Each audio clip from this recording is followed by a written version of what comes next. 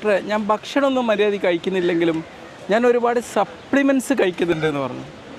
ഞാൻ പറഞ്ഞു, എടാ ഭക്ഷണത്തിന് ബദലായിട്ട് ഒരിക്കലും സപ്ലിമെൻറ്റ്സ് ആവില്ല. നമ്മുടെ ശരീരത്തിൽ മൈക്രോ ലെവലിൽ നമ്മളുടെ പല കാര്യങ്ങൾ നടത്താൻ വേണ്ട കുറച്ച് കാര്യങ്ങളുണ്ട്. ഇവിടെ ഷോർട്ടേജ് ഉണ്ട് കഴിഞ്ഞാൽ പല കാര്യങ്ങളും നടക്കൂല.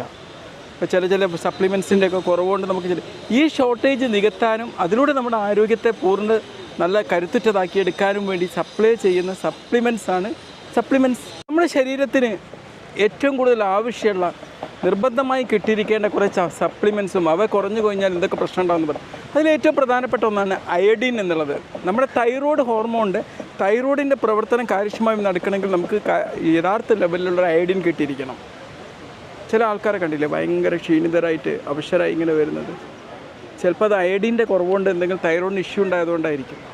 അവർക്ക് ഈ അയഡിൻ സപ്ലിമെൻ്റ് അവിടെ എത്തിക്കഴിഞ്ഞാൽ അവരുടെ ക്ഷീണം മറികടക്കുന്നത് നമ്മൾ